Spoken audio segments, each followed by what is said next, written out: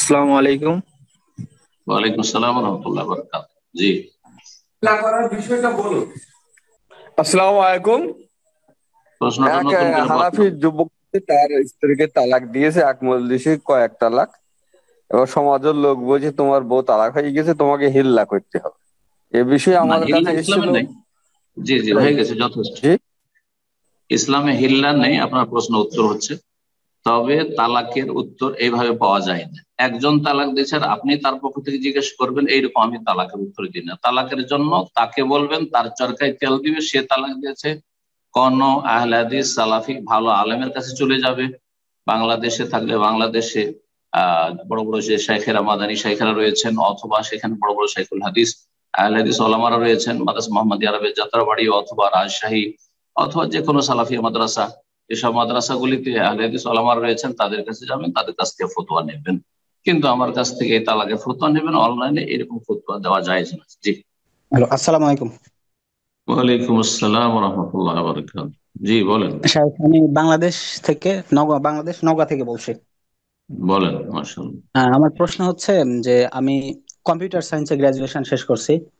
এখন মাশাআল্লাহ। বাংলাদেশে যে সফটওয়্যার কোম্পানিগুলো আছে, ওনারা হচ্ছে যে সফটওয়্যার গুলো তৈরি করে এই হুম, ডেভেলপারদের দিয়ে। ও জি। ওনারা সফটওয়্যার গুলোর মধ্যে অনেক অনেক সময় ব্যাংকিং সফটওয়্যার গুলো তৈরি করে। এখন একজন এমপ্লয়ি যিনি হচ্ছে একটা কোনো কোম্পানিতে জব করেন, হুম। উনি তো আসলে জানেন না যে কখন কোন প্রজেক্ট আসবে, কখনো ব্যাংকের প্রজেক্ট, কখনো অন্যান্য প্রজেক্ট আসে। এখন উনার ক্ষেত্রে আসলে করণীয় কি? আমি কি বোঝাতে পেরেছি শাইখ? জি হ্যাঁ, বুঝছি বুঝছি। যে যদি আপনি যে প্রতিষ্ঠানে চাকরি করছেন তাদের অধিকাংশ কাজগুলি হচ্ছে বৈধ, কিন্তু মাঝে মধ্যে সম্ভাবনা আছে, যেমনটা বলেন, জানা নাই যে কখন কোন কাজ চলে আসে। মাঝে মধ্যে হয়তো কোনো হারাম কাজ, আপত্তিকর চলে আসতে পারে। তাহলে যথাসাধ্য সেটাকে এড়িয়ে চলার চেষ্টা করবেন। বলেন যে এই কাজটা আমাদের অন্য কলিগকে দিয়ে দেন, অমুসলিম আছে অথবা অনেক বেদিন আছে, সেকুলার নাস্তিক আছে, যারা আল্লাহ পরকাল সম্পর্কে মানে চিন্তা নেই তাদের, ওকে দিয়ে আপনি বলেন যে আমাকে অন্য কাজটা দিয়ে দেন। এইভাবে হেকমতের সাথে আপনি কাজ করবেন। আমি বলবো না যে আপনার এইরকম জায়গায় চাকরি করা না যায় যেখানে আপনার সিংহভাগ কাজ হচ্ছে বৈধ। অধিকাংশ কাজই বৈধ। সামান্য কিছু আপত্তিকর কিছু আছে যার ফলে আপনি রুজি ছেড়ে দেবেন, তা আজকাল পাবেন না। স্বচ্ছতা কোথাও নাই ইল্লা মাশা আল্লাহ। সুতরাং এই নীতি অবলম্বন করে, মধ্যম পন্থার নীতি।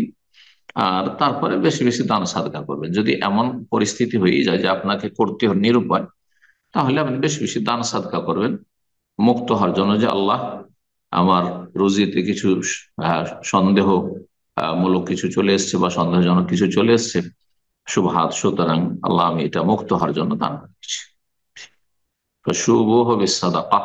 নবী সাল্লাল্লাহু আলাইহি ওয়াসাল্লাম ব্যবসায়ীদেরকে বলেছেন যে তোমাদের ব্যবসায় মিথ্যা আর এই কসম আর এরকম অনেক মানে দুর্নীতি কিছু আসতে পারে। সুতরাং যদি দেখা যায় যে এইরকম কোনো কিছু আছে, তাহলে বেশি বেশি তোমরা সাদকা করো, সাদকার সংমিশ্রণ ঘটাও। আল্লাহ তৌফিক দান করুন।